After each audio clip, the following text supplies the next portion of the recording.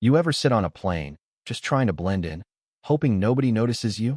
That was me, Sarah Mitchell, tucked into seat 32B on a red-eye from Chicago to Dublin.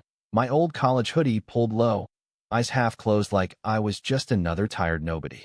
But 5 hours into that flight, with a rogue jet stalking us through the night sky and the captain's voice shaking over the intercom asking for a fighter pilot, I realized my past wasn't going to let me hide not tonight. It all started so normal, you know? O'Hare was buzzing families juggling kids, business types hammering away on laptops, flight attendants doing their dance with the safety cards.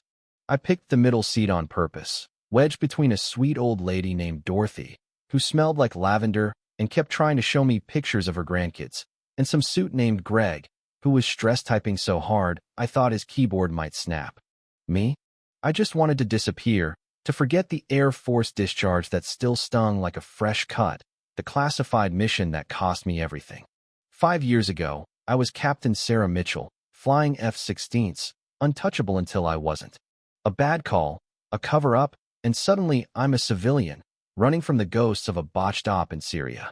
Then it happened. A thud from the cargo hold, sharp enough to make Dorothy clutch her rosary.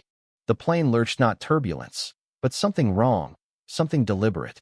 The captain, Mike Turner, came on, voice tight, talking about technical issues, but I knew better. I felt it in my bones, the kind of gut twist you get when you're being hunted. Then the radar pinged, an unidentified jet, fast, agile, shadowing us at 30,000 feet. And when a kid in row 29 pressed his nose to the window and whispered, "Mom, there's another plane out there," my heart sank. I saw the navigation lights, too close, moving like a predator circling its prey. The cabin was chaos, kids crying, drinks spilling, Greg's laptop sliding into the aisle. That's when the captain's voice cracked through. "Is there a fighter pilot on board?" Dorothy looked at me, her eyes wide, like she knew I wasn't just some burnout in a hoodie. I could have stayed quiet, let someone else deal with it. But those ghosts, those Syrian families, I couldn't save. They were screaming at me to move. So I stood, voice steady, and said, "Captain, I'm your pilot. Sarah Mitchell, former F-16, 33rd Fighter Wing." The whole plane went silent, like I'd just pulled a pin from a grenade. In the cockpit, Mike filled me in.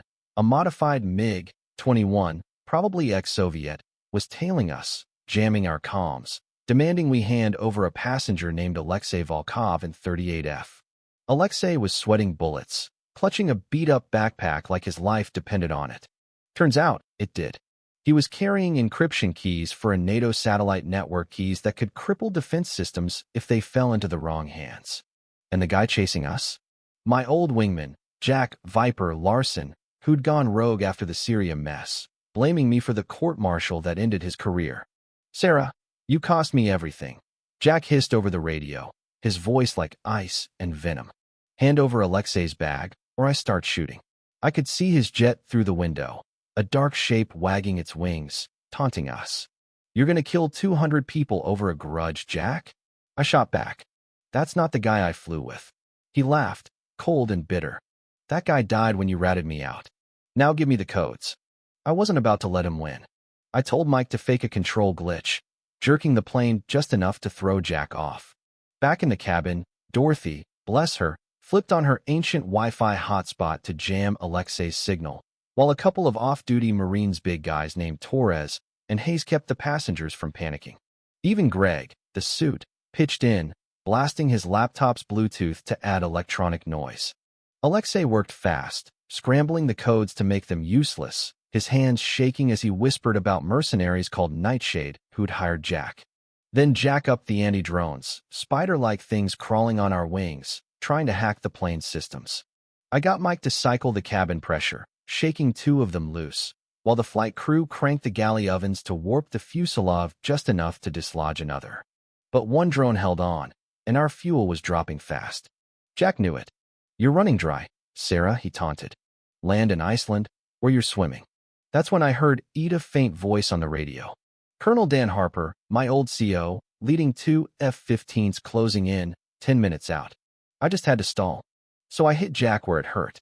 "Remember Syria, Jack? Those kids we were supposed to protect? You bombed them anyway. I see their faces every night." "Do you?" Silence. Then his jet wavered, just for a second. I'd gotten to him. With minutes to spare, the F-15s arrived, and Jack broke off, his voice heavy. You win, Sarah. Tell those families I'm sorry. He landed in Iceland, turning himself in, spilling everything about Nightshade. We diverted there too, low on fuel, touching down to cheers and tears. Dorothy hugged me so tight I couldn't breathe, and those Marines saluted like I was still their captain. On the tarmac, I saw Jack in cuffs, looking broken. You were right, he said. I lost myself back there. I didn't gloat. I just nodded. Face it, Jack. That's a start. Later, they offered me my wings back, a new program the Mitchell Accorto trained pilots against threats like this. I took it, not for glory, but for those Syrian kids, for the 200 souls on that plane, for the chance to make things right. So what would you do? If your past came knocking, demanding you face your worst failure to save strangers, would you stand up or stay in your seat?